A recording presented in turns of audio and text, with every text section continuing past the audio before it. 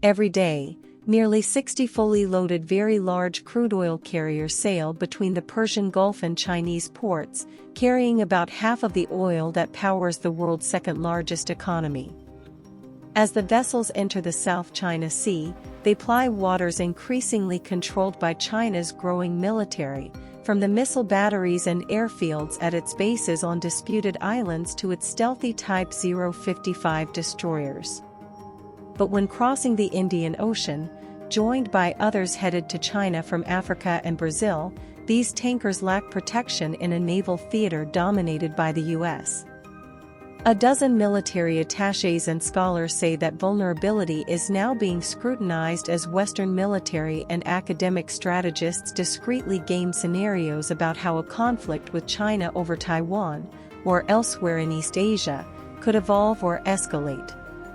In a major war, Chinese oil tankers in the Indian Ocean would find themselves very vulnerable, said David Brewster, a security scholar at the Australian National University.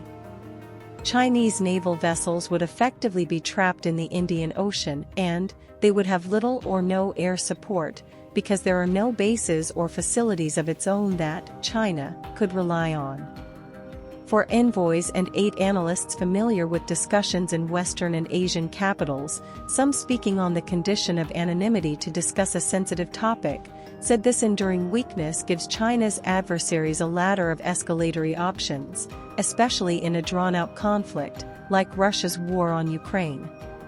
These scenarios range from harassment and interdiction operations against Chinese shipping that could divert Chinese naval vessels to the region, up to a blockade and beyond. In a full-scale war, the tankers capable of carrying 2 million barrels of oil would be prizes to be sunk or captured, reflecting naval actions of last century in which combatants targeted their enemies' economic resources, 3 analysts said. These options could be used to dissuade China from launching action, or later to raise costs on an invasion of Taiwan. Less clear is how this vulnerability shifts Beijing's calculations toward Taiwan, the People said. China's defense ministry did not respond to questions about its position in the Indian Ocean. Chinese strategists are aware of the problem, but ultimately any decision to launch military action would be taken by President Xi Jinping, according to People's Liberation Army (PLA) documents and retired officers. She has instructed the PLA to be ready to invade Taiwan by 2027, U.S. Central Intelligence Agency Director William Burns said in February. China has been increasing military maneuvers ahead of the island's elections in January. Since taking power in 2013, Xi and other Communist Party leaders have stressed the importance of a modernized military that can project power globally and secure China's vital trade routes. But amid fears of conflict, some of the analysts said China would struggle to protect these lifelines even as its energy demands increase, making a protracted war over Taiwan difficult to sustain. China imported 515.65 million tons of crude oil in the 11 months through November, or 11.27 million barrels per day, official data show, an annual increase of 12.1%. The Pentagon estimates about 62% of China's oil and 17% of its natural gas imports transit the Malacca Strait and South China Sea, key Indian Ocean gateways. China is moving to diversify supplies, with 3 pipelines from Russia, Myanmar and Kazakhstan accounting for roughly 10% of its crude oil imports in 2022, according to customs data and state media.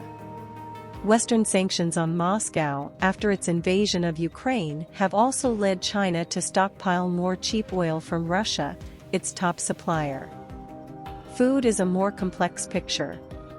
China's soybean imports used for animal feed are shipped in part via the Indian Ocean, but other commodities such as potash, needed for fertilizer, arrive via other routes. China has an extensive network of military satellites, but just one dedicated military base, and no air cover from land or sea, for Indian Ocean naval deployments. In its October annual report on China's military, The Pentagon lists 11 potential Chinese bases on the ocean's fringes, including Pakistan, Tanzania, and Sri Lanka. Those locations reflect Chinese diplomatic and commercial outreach under Xi's Belt and Road Initiative. But these have not emerged as hard military assets, with neither a permanent PLA presence nor publicly known guarantees of access in a conflict, the attachés and an Asian diplomat said. The Pentagon report notes, in language used for the first time this year, that China still has little power projection capability in the Indian Ocean. China's initial overseas base in Djibouti, on the ocean's western edge, opened in 2017 and hosts 400 Marines, reflecting Chinese involvement in international piracy patrols around the Horn of Africa since 2008. But the base has no airfield and is flanked by military facilities of 7 other countries, including the US, France, and Britain. The U.S. Indian Ocean presence remains in stark contrast, reflecting its Cold War buildup. The U.S. Fifth Fleet is based in Bahrain, while the Japan-headquartered Seventh Fleet operates out of Diego Garcia, a UK-administered atoll with runways for long-range bombers and a lagoon adapted to house U.S. aircraft carriers. To the east, Australia is increasing patrols using its submarine hunting P-8 Poseidon aircraft and is expanding a west coast base for British and U.S. nuclear-powered submarines and, eventually, Australian nuclear-powered boats. Zhou Bo, a retired PLA senior colonel and a security fellow at Beijing's Tsinghua University, said he was aware of foreign debates about China's vulnerabilities, but the scenarios were hypothetical. Should China and the West clash militarily in the Indian Ocean, such a conflict by nature would be almost uncontrollable in scale and location, Zhou said. At that point, it is a major war involving a lot of countries, he said. Still, he said, China would gradually expand deployments and basing options to strengthen its position. Military attachés and analysts tracking Indian Ocean deployments say China generally maintains 4 or 5 surveillance vessels and a similar number of warships and an attack submarine at any time. But China is yet to test its most potent assets in the Indian Ocean, one former Western intelligence analyst said. Some analysts expect that to change, particularly as PLA documents stress the piracy patrol's importance in protecting Indian Ocean supply lines.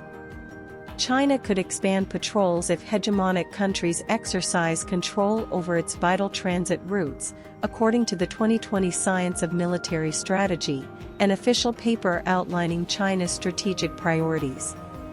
While China's Navy keeps its nuclear-armed ballistic missile submarines near their Hainan Island base, its attack submarines are expected to range more widely as they improve, a challenge to the U.S. We can see they are being cautious, definitely more cautious than expected, said retired U.S. Rear Admiral Michael McDevitt, who in a 2020 book predicted an eventual major Chinese military presence to protect Indian Ocean sea lanes. I'm not saying they are not going to get there, but it does seem they are not comfortable yet, particularly with their aircraft carriers, and extending air cover will be vital for them in a conflict. Even if China cannot achieve dominance, some factors might run in its favor, some analysts say. Blockades are difficult to implement given the fluidity of commerce, with oil sometimes traded en route. Tracking and policing shipments would be a vast job, as operations against China would need to secure shipments to destinations like Japan, South Korea, and Australia. You just can't get away with blocking your adversary's shipments and allowing yours to continue, said Brewster. Historians continue to debate the effectiveness of blockades against Germany in World War I and Japan in World War II. Still, China has learned some of the lessons. It has about 60 days strategic and commercial reserves of crude oil, according to analytics firms Vortexa and Plur. Its petroleum reserves are partly stored underground and can't be tracked by satellites. It has little surplus natural gas, but is drawing increasing volumes from pipelines through Russia, Central Asia, and Myanmar. China is largely self-sufficient in wheat and rice, and keeps large stockpiles of both, although the quantities remain a state secret. In 2022, Washington's U.S.-China Economic and Security Review Commission requested the Pentagon produce a classified report on the military requirements of a blockade on China's energy shipments, details not previously reported. The report should also consider the extent to which China may be able to satisfy its energy needs during a crisis or conflict through stockpiles, by rationing supplies, and by relying on overland shipments, the Commission said.